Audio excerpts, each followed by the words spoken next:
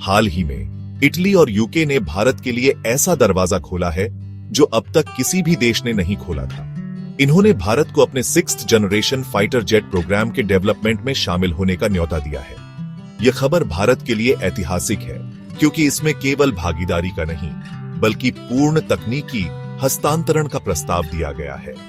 यह न्योता खास तौर पर इटली की तरफ से आया है जिसमें यूके ने भी समर्थन दिया है।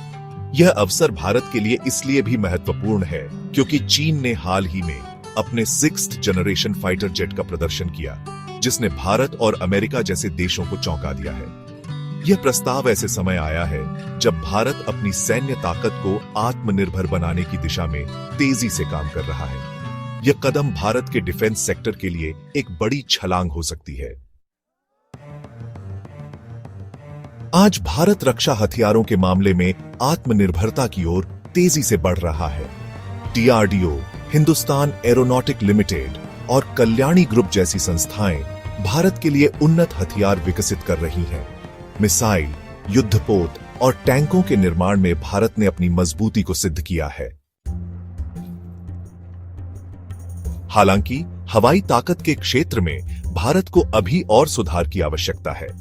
हमारी इंडियन एयरफोर्स के पास वर्तमान में कई आधुनिक फाइटर जेट्स हैं, लेकिन समय के साथ तकनीकी उन्नति की जरूरत स्पष्ट है। भारत की कोशिश है कि नए फाइटर जेट्स की तकनीक पूरी तरह से स्वदेशी हो ताकि किसी भी विदेशी मदद पर निर्भरता न रहे। भारत में AMCA प्रोजेक्ट के तहत तेजस के 4.5 जनरेशन वेरिएंट के निर्माण पर काम हो रहा है। हिंदुस्तान एरोनॉटिक लिमिटेड इसकी जिम्मेदारी निभा रही है। हालांकि इसमें उपयोग होने वाले अमेरिकी इंजनों की आपूर्ति में देरी से यह प्रोजेक्ट प्रभावित हो रहा है। भारत का उद्देश्य है कि अगली पीढ़ी के फाइटर जेट्स का निर्माण स्वदेशी तकनीक के साथ हो, लेकिन इस प्रक्रिया में तकनीकी हस्तांतरण और विदेशी सहयोग की भूमिका भी अहम है। यूके और इटली का यह प्रस्ताव भारत को 6th जनरेशन फाइटर जेट्स की दौड़ में आगे बढ़ने का मौका दे सकता है। यूके, इटली और जापान ने मिलकर GCAP global combat aircraft program शुरू किया है। इस प्रोग्राम का उद्देश्य अगली पीढ़ी के अत्याधुनिक लड़ाकू विमान विकसित करना है। ये विमान न केवल दुश्मन के रडार से बच सकेंगे बल्कि तेज गति से उड़ान भरने में भी सक्षम होंगे। भारत को इस प्रोग्राम में शामिल होने का न्योता देने के पीछे एक प्रमुख कारण है प्रोजेक्ट की कुल लागत को साझा करना। यूके और इटली को विश्वास है कि भारत की तकनीकी विशेषज्ञता इस प्रोग्राम को नई ऊंचाइयों पर ले जा सकती है। इस प्रोग्राम का नाम शुरू में टेम्पेस्ट रखा गया था और 2022 में भारत को इसमें शामिल होने का पहला न्योता मिला था।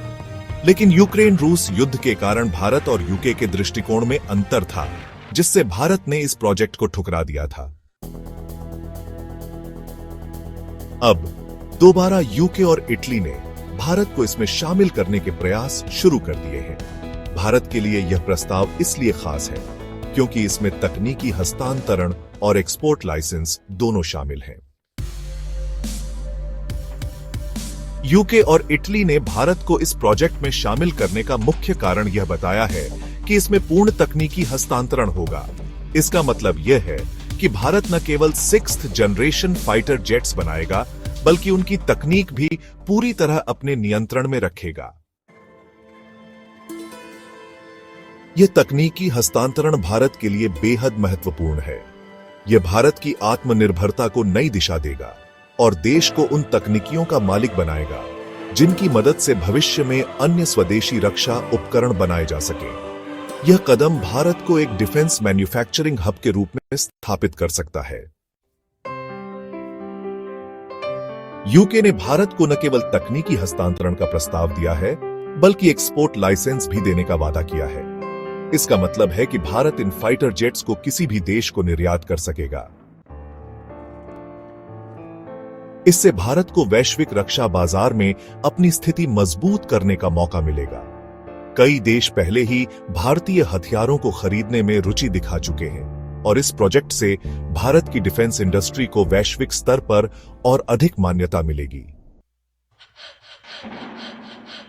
इस प्रोजेक्ट में शामिल होने के लिए भारत को कुछ चुनौतियों का सामना भी करना पड़ेगा। इसमें सबसे बड़ी चुनौती होगी प्रोजेक्ट की लागत। 6th जनरेशन फाइटर जेट्स का विकास अत्यधिक महंगा है और इसमें भारत को भारी निवेश करना पड़ेगा।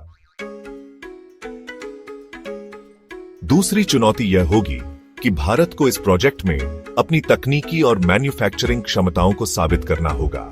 हालांकि भारत ने पहले ही तेजस और अन्य स्वदेशी परियोजनाओं के माध्यम से अपनी क्षमता दिखाई है, लेकिन 6th जनरेशन जेट्स का विकास एक बिल्कुल अलग स्तर की चुनौती है। चीन ने हाल ही में अपने 6th जनरेशन फाइटर जेट का प्रदर्शन करके दिखा दिया है कि वह तकनीकी रूप से कितनी तेजी से आगे बढ़ रहा है। इस चुनौती का सामना करने के लिए भारत को भी अपनी गति बढ़ानी होगी। 6th जनरेशन जेट्स न केवल दुश्मन के रडार से बच सकते हैं, बल्कि उनके पास अत्याधुनिक हथियार प्रणाली और आर्टिफिशियल इंटेलिजेंस जैसी क्षमताएं भी होंगी। ऐसे में यूके और इटली के प्रोजेक्ट में शामिल होना भारत को चीन के सामने एक मजबूत विकल्प देगा। 6th जनरेशन फाइटर जेट्स का विकास अत्यधिक महंगा है। इस प्रोजेक्ट में शामिल होकर भारत को प्रोजेक्ट की लागत में हिस्सेदारी करनी होगी, जो अरबों डॉलर में हो सकती है। यह वित्तीय निवेश देश के लिए एक बड़ा निर्णय होगा, लेकिन इसके दीर्घकालिक लाभ इसे सार्थक बनाते हैं। इस प्रोजेक्ट में भारत की भागीदारी से देश को न केवल सस्ती कीमत पर अत्याधुनिक फाइटर जेट्स मिलेंगे, बल्कि उन तकनीकों में महारत हासिल करने का अवसर भी मिलेगा जो भविष्य में रक्षा प्रणाली का हिस्सा होंगी। वित्तीय निवेश का यह कदम भारत को दीर्घकालिक लाभ दे सकता है। भारत की DRDO Hindustan aeronautics limited HAL और अन्य रक्षा कंपनियां इस प्रोजेक्ट में शामिल होकर विश्वस्तरीय तकनीक सीखेंगी। यह स्वदेशी रक्षा उद्योग को मजबूती प्रदान करेगा और भारत को आत्मनिर्भर बनाने के मिशन में सहायक होगा। इस प्रोजेक्ट में भागीदारी से भारतीय कंपनियों को अंतरराष्ट्रीय स्तर पर काम करने और अपने उत्पादों को बेहतर बनाने का अवसर मिलेगा। यह भारत के रक्षा उद्योग को न केवल नई ऊंचाइयों तक पहुंचाएगा, बल्कि रोजगार के नए अवसर भी उत्पन्न करेगा। यूके और इटली के इस प्रस्ताव को स्वीकार करने से भारत के वैश्विक कूटनीतिक संबंधों पर सकारात्मक प्रभाव पड़ेगा। यह साझेदारी न केवल रक्षा क्षेत्र में भारत को मजबूत करेगी, बल्कि यूरोप और एशिया में उसकी राजनीतिक स्थिति को भी सुदृढ़ बनाएगी।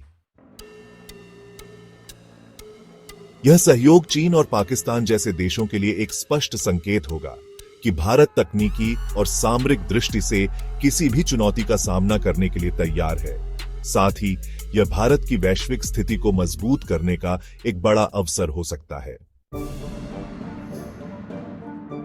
इस प्रोजेक्ट में शामिल होकर भारत न केवल 6th जनरेशन फाइटर जेट्स की तकनीक प्राप्त करेगा, बल्कि विश्व मंच पर अपनी रक्षा क्षमताओं को भी सिद्ध करेगा। यह भारत को एक वैश्विक रक्षा शक्ति के रूप में स्थापित करने में मदद करेगा। अब सवाल यह है कि भारत को इस प्रस्ताव को स्वीकार करना चाहिए या नहीं। विशेषज्ञों का मानना है कि यह प्रस्ताव भारत के लिए भविष्य की दिशा तय कर सकता है। इससे भारत की एरोस्पेस इंडस्ट्री और आत्मनिर्भरता को एक नई ऊंचाई मिलेगी। आपका इस विषय पर क्या विचार है? क्या भारत को यूके और इटली के इस प्रोजेक्ट का हिस्सा बनना चाहिए? अपनी राय साझा करें। इस जानकारी को अपने मित्रों और परिवार के साथ भी जरूर साझा करें।